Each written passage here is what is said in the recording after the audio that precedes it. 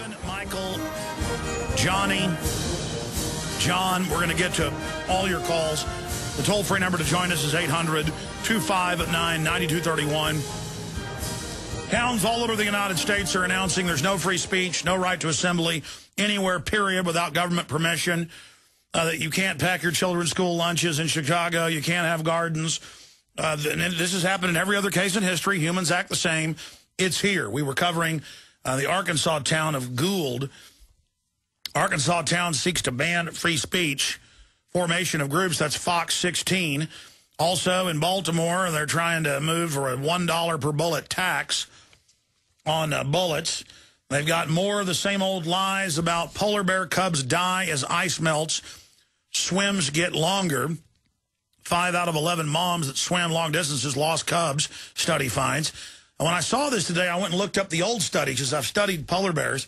This is part of survival of the fittest. This is what's always happened in the 100-plus years they've been studied.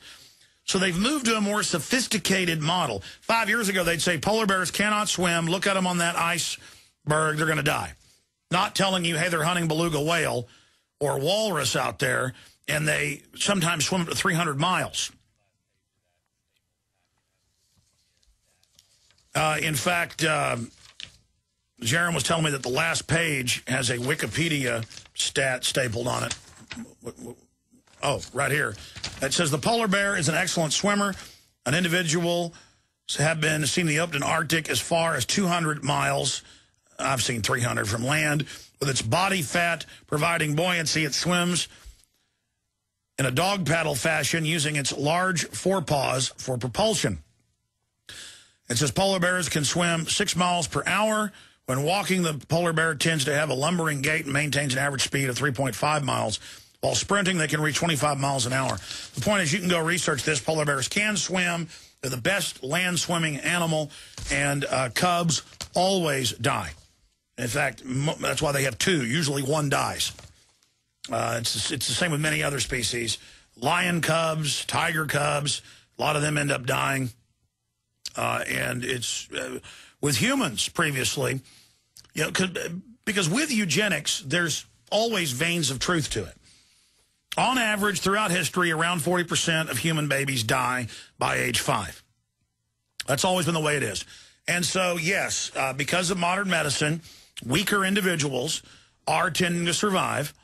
And there are some statistical analysis that's showing that that's part of the slovenliness, part of the weakness that we see in the public. But also in the elites. You think we're decadent. Look how decadent they've gotten. And so, you know, it's literally the pot calling the kettle black here.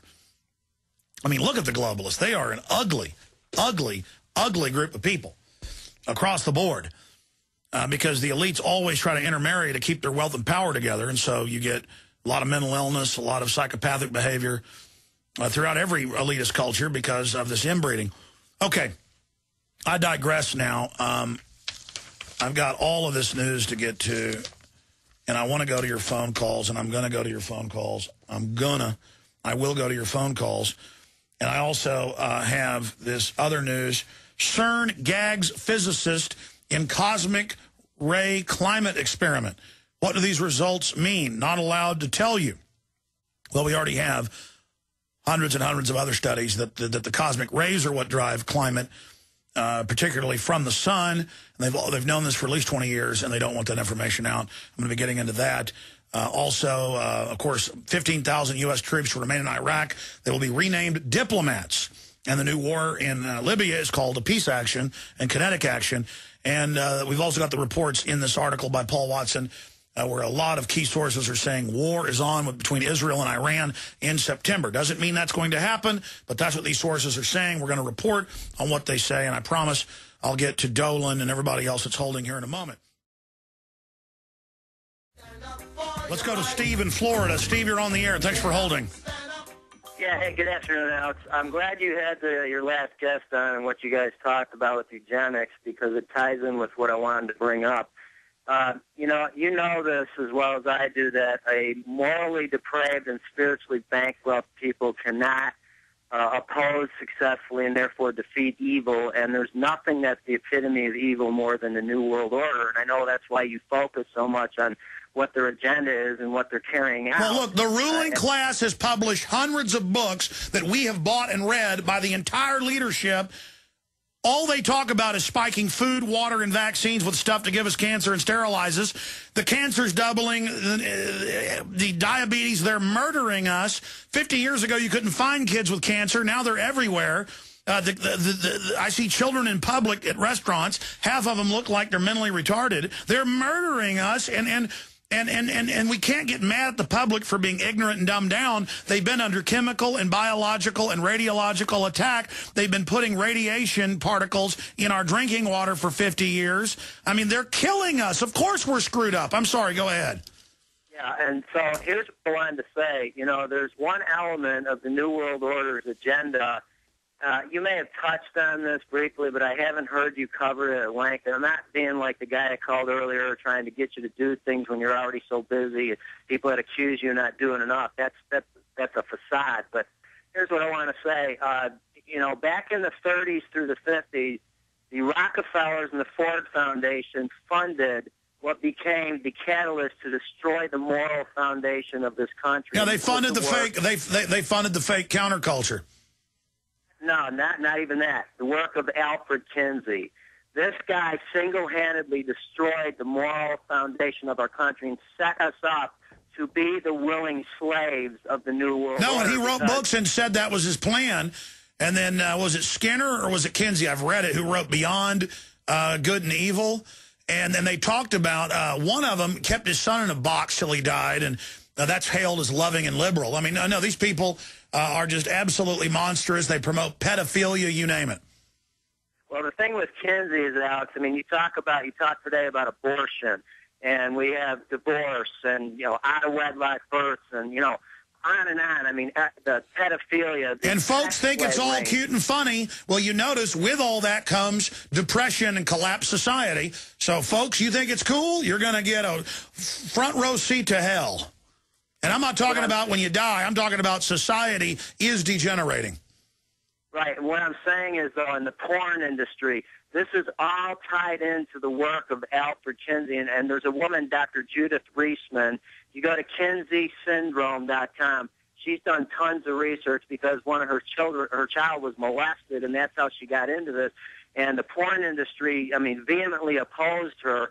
And, Alex, I'm telling you, this guy Kinsey is the key to where we're at in America today. The globalists know this. They funded him, and they got all the laws on the books changed in the U.S. penal system now against sex crimes.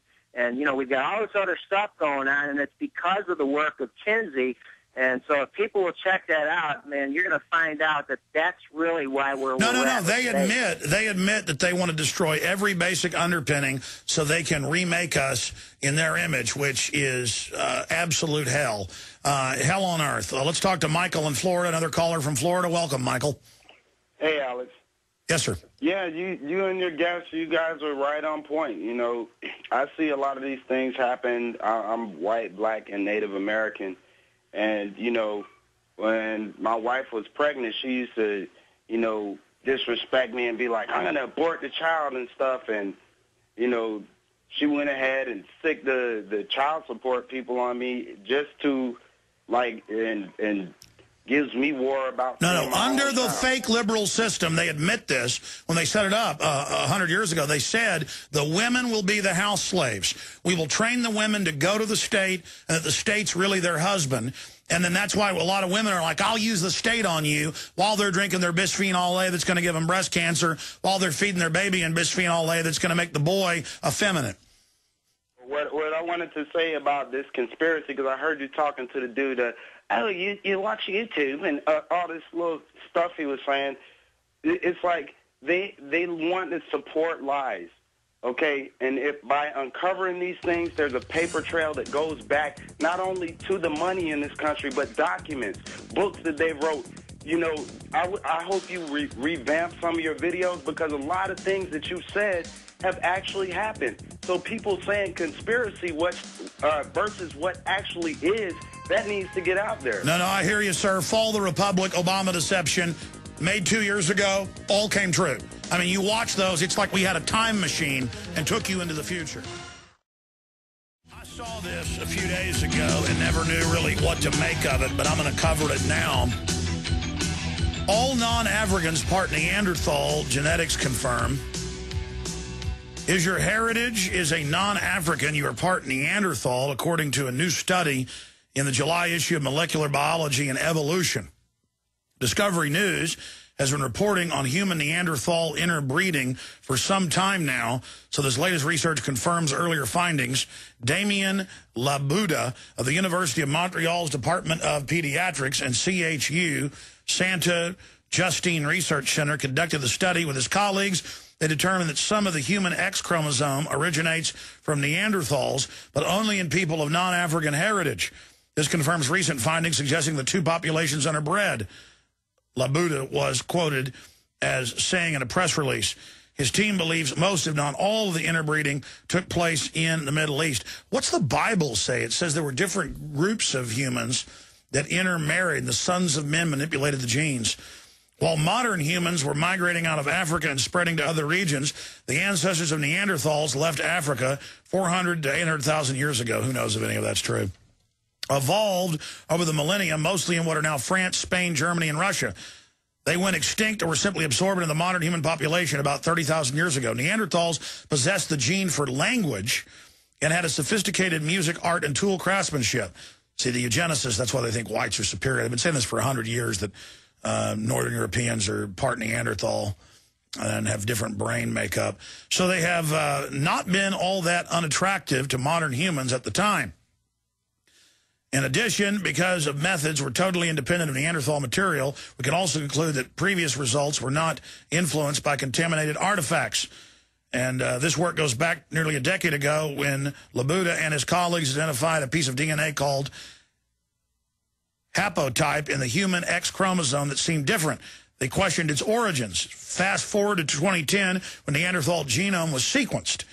The Human Genome Project, boys and girls, the eugenicist operation. The researchers could then compare the haplotype to the Neanderthal genome as well as the DNA of existing humans. The scientists found that the sequence was present in humans across all continents except for sub-Saharan Africa and including Australia, the Aborigines there. There is little doubt that the haplotype is present because of the mating with our ancestors of Neanderthals, said Nick Patterson of the Broad Institute of MIT and Harvard University. Princeton did not participate in the latest research yet. This is a very nice result, and further analysis may help determine more details. David Reich at the Harvard Medical School, geneticist, added, Dr. Labuda and his colleagues were the first to identify a genetic variation in non-Africans that was likely to have come from an archaic population. This was done entirely without the Neanderthal genome sequence, but in light of the Neanderthal sequence, it is now clear that they were absolutely right. The modern human-Neanderthal combo likely benefited our species, enabling it to survive in harsh, cold regions the Neanderthals previously had adapted to. Variability is very important in long-term survival of a species. The scientists went on to say every addition of the genome can be enriching in a hybridization. They say the Neanderthals also had ancestral memories. Call them instincts. Very interesting, ladies and gentlemen. I don't know what you call them, but I sure have strong instincts. Okay, continuing here with the news, ladies and gentlemen.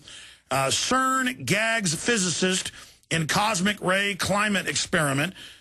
What do these results mean? Not allowed to tell you. And then it goes into, how do I know the results? It says they found basically the same thing that the previous studies did by separate scientists working on this project, and they found more than 20 years ago, hey, it's not potash or volcanic ash that's the main driver of nuclei that helps form droplets. It's different particles, mini meteorites by the billions that come into the atmosphere, other tiny particles, charged particles, solar radiation, the list goes on, coming in. And that's why, obviously, when you're facing the sun, there's a lot more of these and cloud formation during the day, not just causing evaporation. And they don't like this. That's why the UN came out 2 years ago and said, look, and I'm going to your calls in a minute, said, hey, It's our carbon tax event, Copenhagen. We're going to have a vote here of the politicians that the sun does not affect climate. It's all humans. And they struck the gavel and said, that's right. We vote the earth is flat. Copernicus is wrong.